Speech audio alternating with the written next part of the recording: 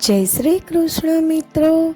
આપણે ગીતાજીના અધ્યાયનો પાઠ તો હંમેશા કરતા હોઈએ છીએ, પણ સાથે સાથે એ પણ જાણવું જરૂરી છે કે આપણે ગીતાજીનો પાઠ કરીએ તો કયું ફળ પ્રાપ્ત થાય છે. તેના માટે આપણને ગીતા મહાત્મ્ય જાણવું ખૂબ જ જરૂરી છે. તો ચાલો શરૂ કરીએ ગીતા મહાત્મ્ય.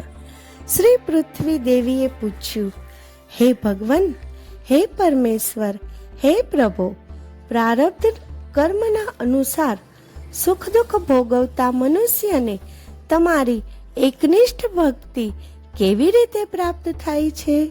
શ્રી વિષ્ણુ ભગવાન બોલ્યા, પ્રારબ્ધને ભોગવતો જે મનુષ્ય સદા ગીતાનો અભ્યાસ કરતો રહે તે આ લોકમાં મુક્ત અને સુખી થાય છે. અર્થાત કર્મથી ઉત્પન્ન થનારા સુખ દુઃખની અસરો વડે લેપાતો નથી.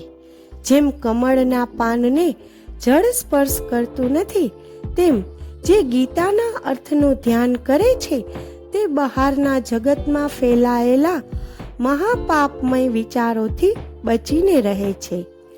જ્યાં ગીતાનું પુસ્તક હોય અને તેનો નિત્ય પાઠ થતો હોય તે સ્થાન પ્રયાગ આદિ સર્વ પવિત્ર તીર્થોનું નિવાસ સ્થાન બની રહે છે.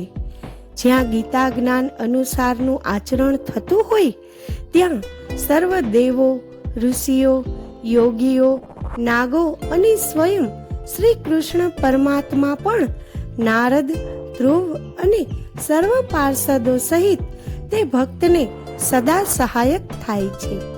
હે પૃથ્વી, જ્યાં ગીતાના અર્થનો વિચાર, ગીતા શાસ્ત્ર ભણવું, ભણાવવું કે સાંભળવાનું થાય છે ત્યાં હું અવશ્ય સદાય હાજર રહું છું. હું ગીતા જ્ઞાનના આશ્રયે રહું છું. ગીતા મારું ઉત્તમ નિવાસ સ્થાન છે અને ગીતાના જ્ઞાન પ્રમાણે જ હું ત્રણેય લોકનું પાલન સંચાલન કરું છું. ગીતા એ મારી પરમ શ્રેષ્ઠ બ્રહ્મ સ્વરૂપને પ્રાપ્ત કરાવનારી મહાવિદ્યા છે, તેમાં કશો જ સંશય નથી. ગીતા અર્ધ માત્રાઓ વાળી અને અક્ષર મહાત્મ્ય વાળી નિત્યા અર્થાત દરેક જમાનાના લોકોને માર્ગદર્શન આપી શકે તથા અનિર્વચનીય ઈશ્વરીય પરમપદ ને પ્રાપ્ત કરાવી શકવા સમર્થ દૈવિક જ્ઞાન છે. ગીતા એ સચ્ચિદાનંદ સ્વરૂપ ભગવાન શ્રી કૃષ્ણએ પોતે અર્જુનને સંભળાવેલી ત્રણ વેદરૂપ પરમ આનંદ આપનારી અને તત્વનો અર્થ સમજાવનારા જ્ઞાનથી યુક્ત છે. જે મનુષ્ય પોતાના મનને સ્થિર અને એકાગ્ર કરી હંમેશા ગીતાના 18 અધ્યાયનો પાઠ કરે છે તે દિવ્ય જ્ઞાન પ્રાપ્ત કરવા રૂપી સિદ્ધિ મેળવે છે. આમ કરવાથી તે ભક્ત પરમ પદને પ્રાપ્ત થાય છે. જો કોઈ ભક્ત સંપૂર્ણ એટલે કે 18 અધ્યાયનો પાઠ કરવા સમર્થ ન હોય તો અર્ધો એટલે કે 9 અધ્યાયનો પાઠ કરે તો પણ તે ભક્ત ગૌદાનથી થતા પુણ્યને પામે છે, તેમાં કોઈ સંશય નથી. ત્રીજા ભાગનો અર્થાત 6 અધ્યાયનો પાઠ કરે તો ગંગા સ્નાનનું ફળ પામે છે અને છઠ્ઠા ભાગનો એટલે કે 3 અધ્યાયનો પાઠ કરે તો સોમયાગનું ફળ પામે છે. જે મનુષ્ય ભક્તિયુક્ત થઈ હંમેશા 1 અધ્યાયનો પણ પાઠ કરે છે તે રુદ્રલોકને પામે છે અને ત્યાં શિવજીનો ગણ થઈ લાંબો સમય વસે છે. હે પૃથ્વી, જે મનુષ્ય હંમેશા 1 અધ્યાય, 1 શ્લોક અથવા શ્લોકના 1 ચરણનો પાઠ કરે છે તે 1 મન્વંતર સુધી એટલે કે 4 યુગ જેટલા લાંબા સમયને માટે મનુષ્યપણાને પામે છે.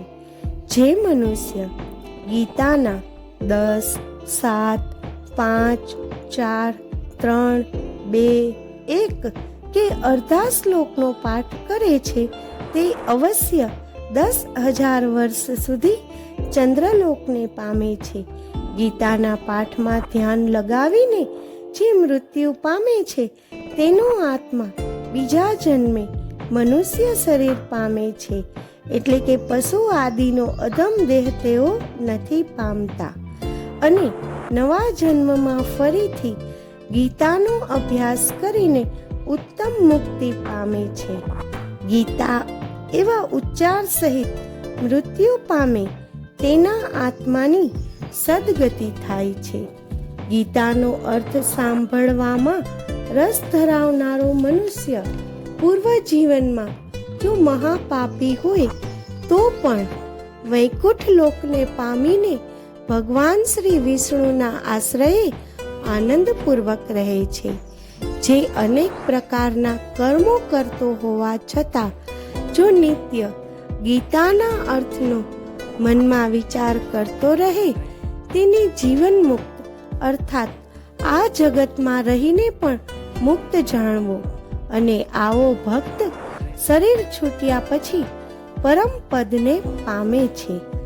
ગીતા જ્ઞાનનો આશ્રય કરીને પૂર્વે જનક આદિ ઘણા રાજાઓ પાપરહિત થઈને જગતમાં વિખ્યાત થયા છે અને પરમ પદ પામ્યા છે. જે ગીતા મહાત્મ્યને જાણ્યા વિના જ ગીતાનો પાઠ કરે છે તેનો પાઠ નિષ્ફળ જાય છે અને એવા પાઠને વ્યર્થ શ્રમરૂપ જ કહ્યો છે. આ મહાત્મ્ય સહિત જે ગીતાનો અભ્યાસ કરે છે તે ગીતા પાઠનું ઉત્તમ પુણ્ય ફળ પામે છે અને અંતે દુર્લભ સદગતિ મેળવે છે. સુતજી બોલ્યા, ગીતાનું આ સનાતન મહાત્મ્ય મેં કહ્યું તેનો ગીતાના પાઠને અંતે જે પાઠ કરે છે તે અગાઉ કહ્યું તે પ્રમાણેનું ફળ પામે છે. જય શ્રી કૃષ્ણ. તો હવેથી આપણે પણ ગીતાજીનો જ્યારે પાઠ કરીએ ત્યારે તેનું મહાત્મ્ય અવશ્ય સાંભળશું. જય શ્રી કૃષ્ણ. જય દ્વારકાધીશ.